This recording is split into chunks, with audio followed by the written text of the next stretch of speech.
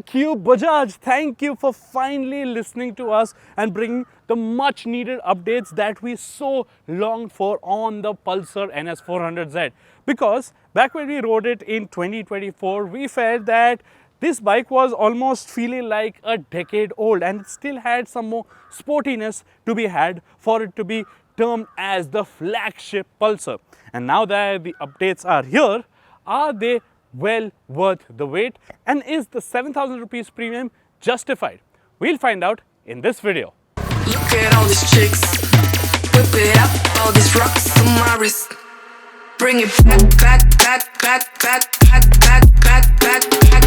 bring it. Now I know you want me to tell you how much better the performance is of the NS400Z, but the bigger issue for us in fact was the tires. And now Bajaj has kitted it out with Apollo Alpha H1s, radial tires at both ends with a wider 150 section rear tire. So has that made it better in handling?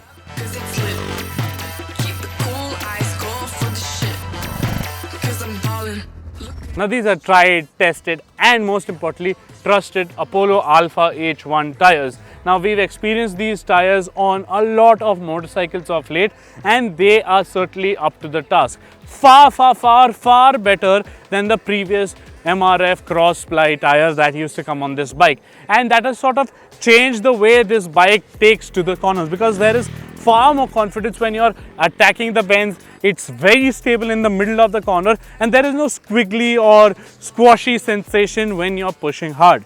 And even when the inclement weather plays up, you do have the surety of traction control on hand. So the grippier tires plus traction control make this a far more confidence inspiring handler as well as a fun one, something that the previous bike was lacking.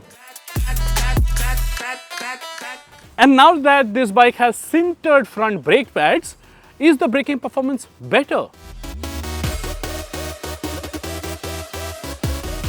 I don't know why Bajaj still persists with organic brake pads on other of its motorcycles, but definitely the switch to sintered pads has helped on the Pulsar NS400Z, because the initial bite, which was so dearly lacking on the previous motorcycle, well, that is no longer the case over here. The bite is fierce, it stops rather well and it sheds speed in an instant. Braking feel or braking feedback could have been slightly better, but hey, that is a lot to do with the master cylinder, and considering that this is sort of a budget motorcycle in the 400cc space, it is adequate. And since it's a starter performance motorcycle, the braking capabilities are finally on par with the engine performance. And that brings us to the heart of the matter. Now Bajaj has reworked the engine internals quite a bit. Now this 373cc single cylinder engine has got a lot of new internal components, including a forged piston like the KTM's, and in fact it is making similar horsepower figures as the older KTM 390 Duke. So is this extra performance worth the wait? Now the 3 extra bhp that is felt, it makes the bike feel a lot livelier, especially in the top end. But the heart of the matter or the main story here is that it feels a lot more exciting all throughout the rev range, and that's possible because Bajaj has sort of flattened the torque curve and made it punchier in the meat of the power band. So between say 3,500–4,000 RPM all the way to say 7,500 RPM, that is where you will feel all of the torque pushing you forwards, and between 7,000 and 9,000 RPM, that's where the extra horsepower gives you that jolt, gives you that sensation to push it further in every single gear. And this bike finally has now a quick shifter. Now this is not the same quick shifter that we find on the KTM's, nor is it the pressure based quick shifter that you find on most high end motorcycles. This is sort of a proprietary system which Bajaj has developed in conjunction with Bosch. The gear shifter, it's once you sense it to shift up, the smart algorithms within the ECU built in so will allow you to say clutchlessly shift up or shift down. Now this is best working between 3,000 RPM and anything above that all the way to the red line. No hiccups there whatsoever, but it's only available in sport mode. Why Bajaj has done that, we don't know, because they said that the algorithm only works in sport mode for now.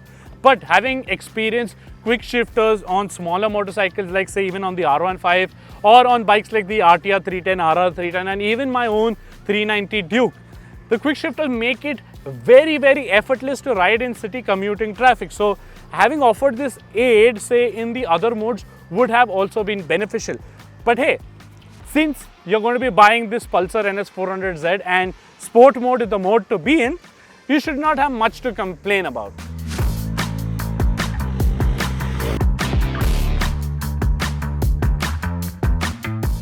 So the extra 7,000 rupees that you are now paying for the Bajaj Pulsar NS400Z are worth every single penny, because this bike in this avatar should have been right from the start.